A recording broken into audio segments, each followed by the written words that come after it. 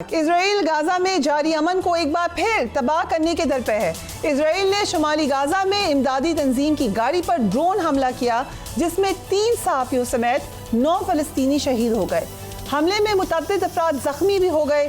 اسرائیل نے یہ حملہ ایک ایسے وقت میں کیا ہے جب حماس نے جنگ بندی کے دوسرے مرحلے پر مذاکرات شروع کرنے کا مطالبہ کیا تھا۔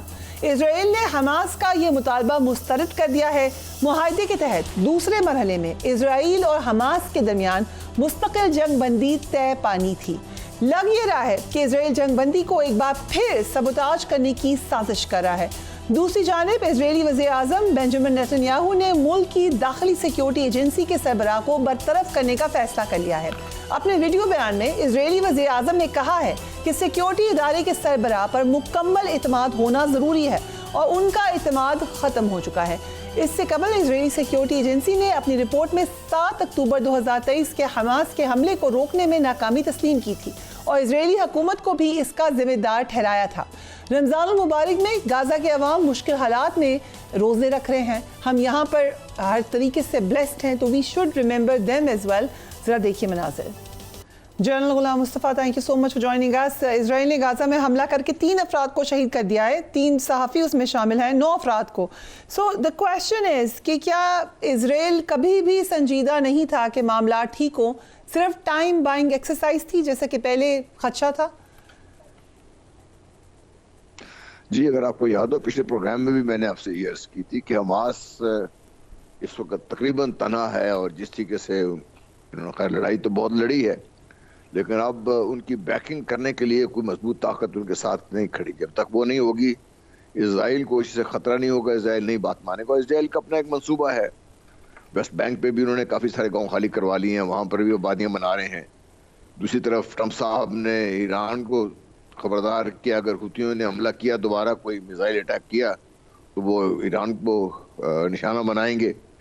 تو کہنے کا میرا مقصد یہ ہے کہ اس وقت حماس اور غزہ میں جو ہمارے مسلمان بھائی اس وقت مقید ہیں اور جنگ کی صورتحال سے دوچار ہیں، ان کے لیے اس وقت سوائے اللہ کے خیال اور کوئی سہارا اس دنیا میں تو کم از کم مجھے نظر نہیں آتا۔ یہ ہے کہ ساری جو مسلم دنیا ہے وہ آپس میں ڈیوائیڈڈ بھی ہے، اپنے اپنے مفادات کے لیے، اپنے چھوٹے چھوٹے مفادات کے لیے کہیں نہ کہیں سر ٹکائے بیٹھی ہے وہ لوگ، اور نتیجہ آپ کے سامنے ہے۔ اور اسرائیل بھی اور مجھے ڈر یہ ہے کہ اور مسائل کھڑے کرے گا حماس کے لیے، تاکہ ان کا تو یہ پلان ہے کہ ان کو بالکل یہاں سے ختم کر دیا جائے یا ان کو اس طریقے سے دبا دیا جائے کہ یہ ان کی مکمل اس میں اسرائیل کے مکمل تابع ہو جائیں۔ تو اب جب تک یہ نہیں ہوگا تو اسرائیل تو نہیں چھوڑے گا ان کو۔ اللہ تعالیٰ کرے کوئی ایسے معاملات بنے جس سے غزہ میں پھنسے ہمارے مسلمان بھائیوں کی مدد ہو سکے، تو ہی بات بنے گی، ورنہ تو مجھے نہیں نظر آتا کہ کوئی اور ایسی کوئی چیز ہے، ایسی دنیا میں ایسی کوئی طاقت ہے اسرائیل کو روکنے کے لیے، کیونکہ ٹرمپ صاحب ٹوٹلی ان کی بیک پر ہیں۔ I was going to ask you this, if you allow me، کہ پریزیڈنٹ ٹرمپ نے ایک تاثر بنایا تھا کہ میں بالکل پیس چاہتا ہوں دنیا میں، I'm a president for peace، وار ختم کروں گا، پھر سیز فائر کروایا اوتھ سے پہلے، تو ایک قسم کی امید سی بندی تھی کہ مے بی ہی سیریس کہ یہاں پہ جنگ بندی ہو۔ اب تو جیسے آپ بھی کہہ رہے ہیں کہ وہ امید بالکل ختم ہے، لگتا ہی نہیں ہے کہ وہ ہیں بھی، just in the background. جی، اب تو خبر یہ بھی آ رہی ہے کہ پریزیڈنٹ ٹرمپ جو ہے وہ 2 سال پہلے جوڈائزم تسلیم کر چکے ہیں۔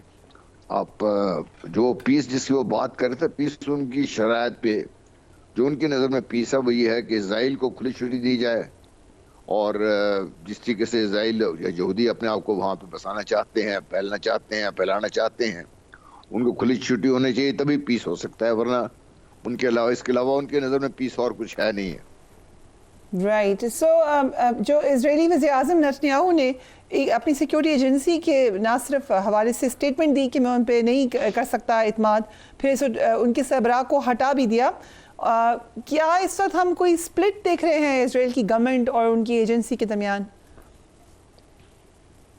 جی، ایک تو ہے سپلٹ تو ان کی ہے درمیان، یہ تو پہلے بھی تھا، جب یہ حماس کا حملہ ہوا تو اس وقت سے ہی نظر آ رہا تھا، اور وہ شاید ایک موقع کی تلاش میں تھے کہ جب ان کے انٹیلیجنس چیف کو برطرف کریں، اپنا آدمی لے کر آئیں، تاکہ جس طریقے سے نیتن یاہو چاہ رہے ہیں اسی طریقے سے اسرائیل کے معاملات چلیں، تو وہ بھی آپ کو ہوتا ہوا نظر آئے گا، کیونکہ جو بھی اب بندہ نیا آئے گا وہ نتنیاہو صاحب کا خاص سلیکٹڈ بندہ ہوگا اور بیکڈ ہوگا وہ امریکہ پوری طریقے سے, CIA سے بیکڈ ہوگا پوری طریقے سے.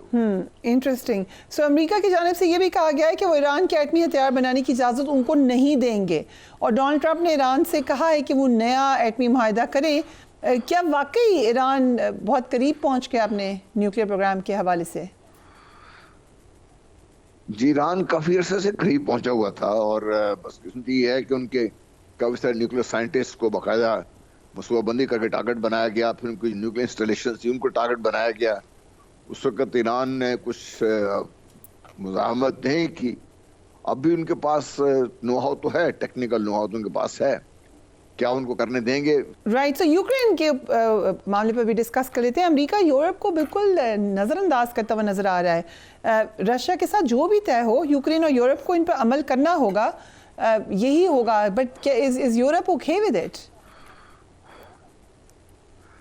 نہیں, یورپ کے دیکھیں, یورپ خود ڈیوائیڈڈ ہے, ہاؤس ڈیوائیڈڈ ہے یورپ اس وقت بھی.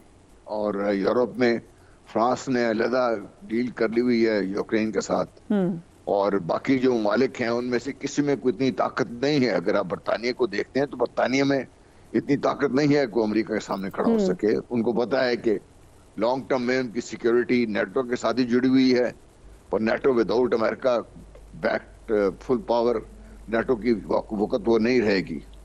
تو Europe is not all right with it. Europe will have to make some deal with it, اور Europe will have to ultimately agree to جو ٹرمپ صاحب چاہ رہے ہیں کہ یوکرین کے ساتھ ڈیل ہو جائے اور یوکرین کو فی الحال نیٹو میں شامل نہ کیا جائے, اور جو روس کی شرائط ہیں وہ کافی حد تک وہ مان لی جائیں, تاکہ ایک قسم کا ان کو یہ لیوے مل جائے کہ وہ اس کے بعد چین کے ساتھ ڈیل کر سکے. ابھی دیکھیے نا, ابھی تلسی گیبرڈ پہنچی ہوئی ہے انڈیا, وہ کیوں آئی ہوئی ہے یہاں پر؟ دو چیزیں جو نظر آتی ہیں. ایک تو وہ یہ دیکھنے آئی ہے کہ جو پاکستان کے خلاف دہشت گردی کی مہم چلائی ہے انہوں نے کس حد تک کامیاب ہے اور کہاں پہ ان کو اور کرنے کی ضرورت ہے.